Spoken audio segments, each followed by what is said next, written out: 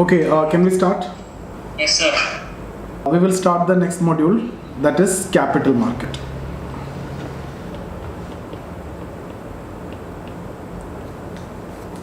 Capital market.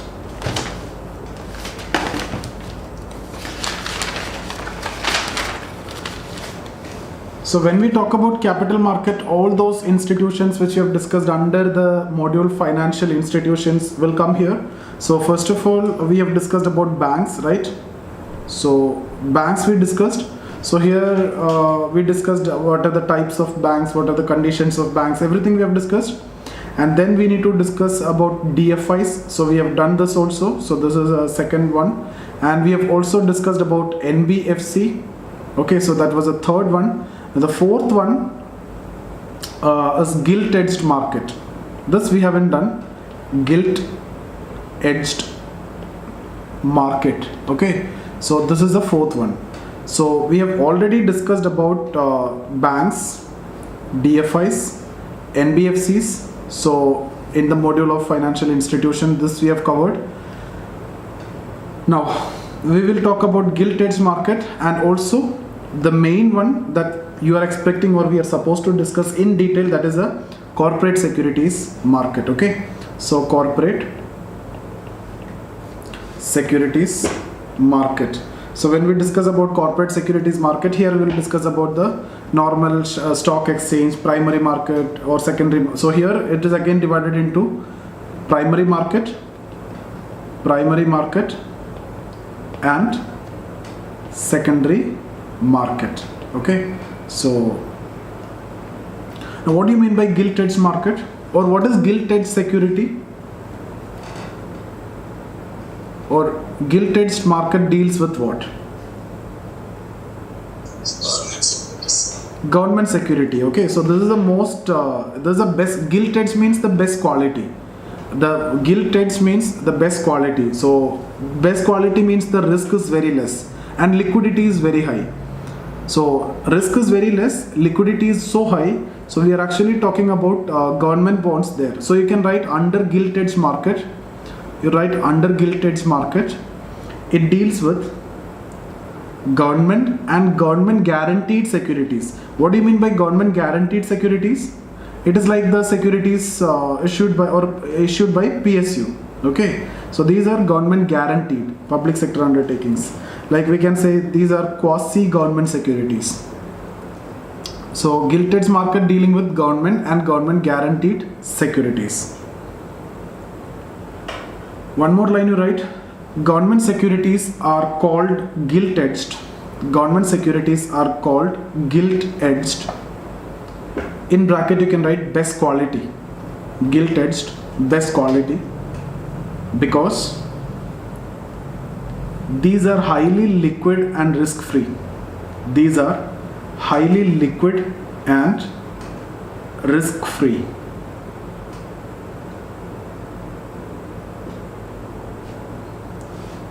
Okay, so now we will move on to the next one, that is the most important one. Entire module will be discussing about that only, corporate securities market. Okay, so give a heading, corporate securities market.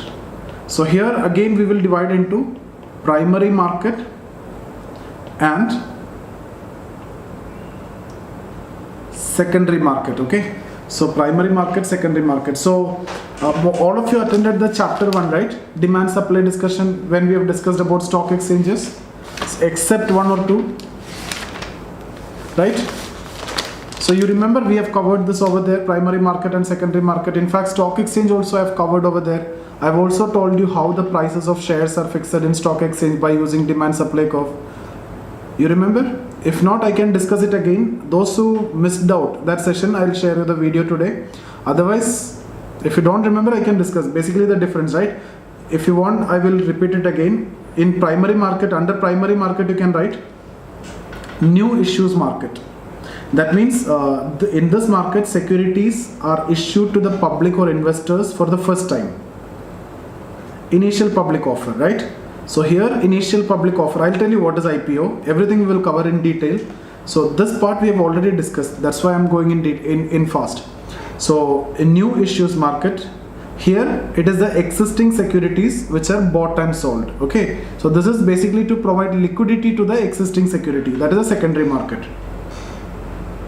Now here in primary market, I have told you it is sold, the securities are sold by the companies to the public directly. So companies to public or investor. But here investor who got the security from here in the primary market selling it in the secondary market. So investor to another investor. Now here the price is fixed by the company, but here the price is fixed by the demand supply. Okay, so IPO is actually a source of raising fund for the company. Source of raising fund for the company. Here it provides liquidity to the existing share. Liquidity to the existing security. Okay, so we have already discussed this, and I have made you to draw this table also like this, exactly in the same way only we have discussed. So do you want me to repeat it again, or can I move to the other aspects? Should I repeat it again, or can we move forward? We can move forward. Okay, I will share the video then, okay, of that lecture. In demand supply chapter only we have covered, and I've also followed, you know, I've also discussed about how the prices are fixed in the stock exchange. So I'll share you the video. One question. So give a heading: means of raising funds in primary market. Means of raising funds in primary market.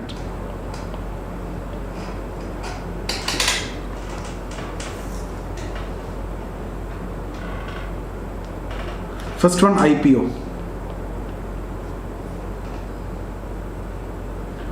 Under IPO, an unlisted company offers, under IPO, an unlisted company. So once you issue IPO, then only you will become a listed company. Okay. So here, when we are talking about IPO, who can issue this? Only unlisted company. So when we discuss about FPO, it will be a listed company. Okay, so under IPO, an unlisted company offers its new or existing securities, new or existing securities to the public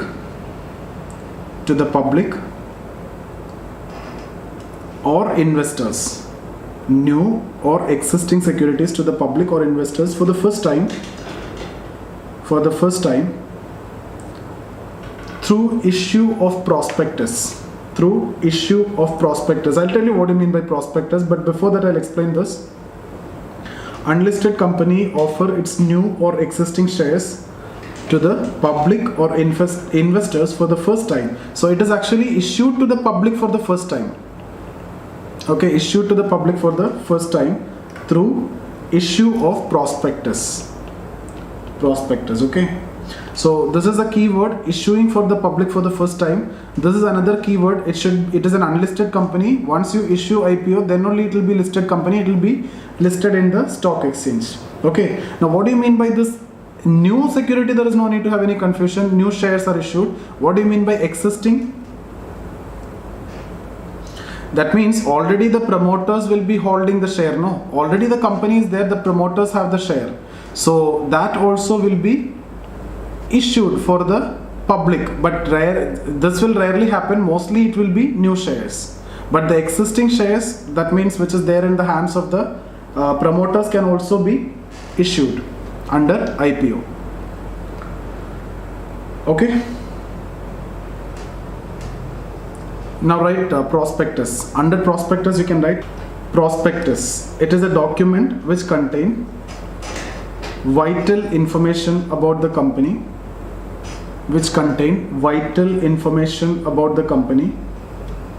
like promoters, balance sheet, etc. See, the first part of this, I told you now, I will send you the video today. Otherwise, in fact, you can check your app. Everything is updated in your app. The chapter demand supply in that second last topic, that is your stock exchange, there I have explained what is primary market, what is secondary market, how the prices of shares are fixed in the market, because it was based on demand supply concept, so I have covered it over there. Exactly the same thing I need to repeat here. Once we have done, I'm not going to discuss that further. It will be boring for some of you also and for me also. So that's why please watch that video. Okay. Okay, it is a document which contains vital information about the company like promoters, balance sheet, etc. Okay, now the pricing of shares. First one, fixed price offer. Fixed price offer. That means it is direct. Who will fix the price? It is a company which will fix the price, right? So in the primary market, mostly it is company will fix the price. I'll tell you the reason and how it is actually fixed. Second one, book building process. Book building process. So now how company is actually fixing the price? Company will fix the price like this. Let's say 80 rupee per share. Let's say 80 rupee. Okay, so this is actually the face value, rupee 80. So actual share price may be different, but when they are issuing this IPO to the public, now here your question will be also answered, I think.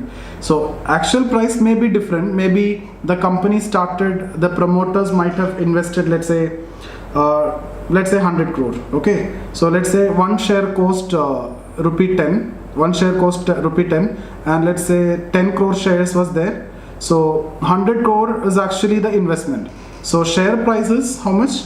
10 rupee. But now when issuing IPO, the face value or the share price which is fixed by the company is 80. Now how will this happen? It will happen like this. The company started by investing this and the company is growing. Okay, so the company is growing, let's say let's talk about, let's say, and company is making a asset of, let's say, 1000 crore. Okay, and liability of this company, let's say 200 crore. So what is the net worth? Net worth means net worth of the company is actually asset minus liability. So net worth of the company is actually now 800 crore. So one share value, and if the company is issuing this 10 crore share, so it will be divided by 10 crore, right? So one share value will be 80 rupee. So this is how this share price is actually fixed. So like this, okay, this is one way in which you can understand the share price. So who will do this? SEBI, merchant bank, etc. will assess the price. Okay, once the company fixes the price based on this, when the company is issuing the red herring, the prospectus, SEBI will check all these things, the asset, liability, okay, the net worth, everything. The merchant bank, with the help of that only you can issue the IPO. I've told you when we discussed about merchant bank yesterday, I've told you it help in the issuing of IPO of the companies. Okay, so they will also check this price, and considering all these aspects, one price will be fixed. So that is what fixed price offer. So 80 rupees actually fixed, and if you are interested in getting that share, you have to pay exactly the same price. During this time there is no other possibility of changing the value. So this is fixed price offer. Okay, second possibility is book building process. Book building process means in this context itself, let's say you understood that the value of each share at this point of time is 80, but still there is a doubt whether this share will be subscribed by the people or not. So since there is a doubt, what you will do is you will keep a range, let's say minimum 70 and maximum, let's say 95. So you will keep this range, although 80 is the as per the net worth, the actual value at this time is 80, but because of some apprehension, you may keep a range. In case if it is oversubscribed, it is good. No, so here there is a chance of less chance of under subscription. Okay, since you are giving a range, chances are less for under subscription because range is given. Now currently most of the companies are going for book building process because this is better. Chances of under subscription is very less, and it is very flexible also, 70 to 95.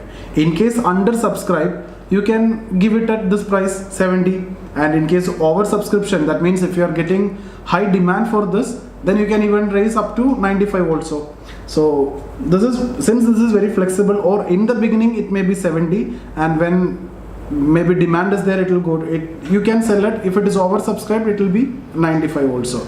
So this is book building process. This is fixed, the rate is fixed on the basis of what? On the basis of net worth. Okay, who will monitor this? SEBI will be taking care of this. So whether the asset, liability, net worth, etc. is correct or not. So you will be issuing, you know, every document to SEBI before you issue the IPO. Okay, so for example, there is something known as red herring prospectus. So you will have to submit this red herring prospectus to SEBI, which will include every details of the company. Okay, just write under that, under this red herring prospectus. Red herring prospectus. Red herring prospectus. It is a prospectus which is submitted with the regulator for approval. It is a prospectus which is submitted with the regulator for approval. That means SEBI. Okay, so SEBI will check everything. So here in this, some vital information like number of shares, the price of shares, okay, opening date, etc., and the information related to the promoters, those things will be marked with the red ink, right? So that's why red herring prospectus. So that's how the share prices are fixed in case of IPO. In case of secondary market, it is based on purely demand supply. Okay, so how much is the demand, how much is the supply, based on that only the share prices are fixed in case of secondary market. That I've already discussed. The technical, I've shown you how the prices are, the demand is created, how the supply is created, how the equilibrium position is finding out. So if you haven't watched that video, I'll send you that video if you missed out. I think Anjali missed out, right? Everybody else, Anjali and Ashwin might have missed out. I'll send you that video. Yes, thank you. Yeah. Second one, FPO, follow-on public offer. So earlier initial public offer, only after initial public offer you will be listed in stock exchange. So initial public offer is issued by the unlisted company. So here it will be listed company. So only a listed company can go for follow-on public offer. It is mainly done for the expansion of the company. Okay. Under this, a listed company offers its new or existing securities to the public on offer document. On offer document. Okay, so how the prices are fixed here? Now already, you know, you are listed, so the shares are already there in the market, and if the price is fluctuating, what will actually happen is, in case of FPO, mostly the average price will be taken. Okay, so average price will be taken. Now there is one more terminology here, flotation constant. Sometimes you will see flotation cost. Flotation cost or flotation constant. It is actually the cost incurred in offering IPO and FPO. So while issuing IPO and FPO, there is a flotation cost. There is a cost, that is what flotation cost. Okay. Third one, rights issues. Rights issue. Under this, a company offers its securities. Under this, a company offers its securities only to the existing shareholders. Only to the existing shareholders. So rights issues are only for the existing shareholders in proportion of their shareholding. Let's say 4:1. If you have 4 shares, you will get 1, like that. Okay, 10:1 or 15:2, like that. Whatever. So rights issue will be in proportion to the shareholding and only to the existing shareholders. So in this case, if you have, let's say 100, then you will get 25 more. 25 more you can buy. You need to buy this. Okay. What is the difference between FPO and rights issue? Both are done by listed company. Once the company started and once issued, it will be listed. So FPO will be offered and it can be rights issue. Both can be done by the company. Either company can go for FPO or rights issue, or company can go for both also to expand and to raise more funds. So what is the main difference between FPO and rights issue? Rights is issued to the existing shareholders while FPO is issued to the public. Yeah, rights issue is only for existing shareholders. FPO, anybody can buy. Okay, new public can buy. This rights issue is only for existing shareholders. Now, rights issues are actually issued under some discount. So, some discount is given in rights issues. Now, why this is given? What allows them to go for discount? Because if you're going for rights issue, there is no flotation cost, right? In case of FPO or IPO, I've told you there is a flotation cost. So here for the expansion, if you're going for FPO, there is a flotation cost. Instead of going for FPO, if you're going for rights issue, then this flotation cost could be avoided so that you can actually give a discount to the existing shareholder. So now let me ask you, there are two ways in which company can raise money for expansion, right? FPO and rights issue. Which one is better if there is a major expansion? Rights issue. If there is a major expansion, FPO is better. If there is a minor expansion, you just need to get money from shareholders only. Okay, so rights issue is better for minor expansion of the company, but in case of major expansion, it is FPO because you need to mobilize more money and you have to get it from the public. Yeah, so next one, bonus issue. Excuse me, sir. Tell me. Can you explain me flotation constant again? No, what I'm saying is flotation cost, you are floating, right? So it's like you are issuing the shares, so you are going for IPO and FPO. For doing this, there is a cost involved, like you need to pay to SEBI. There are some cost involved for doing this. For both, there are some cost involved. But in case of rights issue, there is no such cost. You are giving the share to the shareholder. Some extra shares are sold. So that cost which you can save, instead of issuing FPO, you can go with rights issue if it is a minor expansion. And that is the reason why you are giving it a discount. Okay? Sir? Yeah. So in the case of rights issue, the company is doing a discount. So does that mean that the pricing of shares is on a fixed basis, or we can say market basis? No, this is market base only. Average will be taken, but some whatever cost, it is similar to FPO. What would have been the cost in case of FPO? Okay, that is the average cost. But you need to incur some extra cost for going for FPO. That cost will be reduced, and that is why we are saying discount.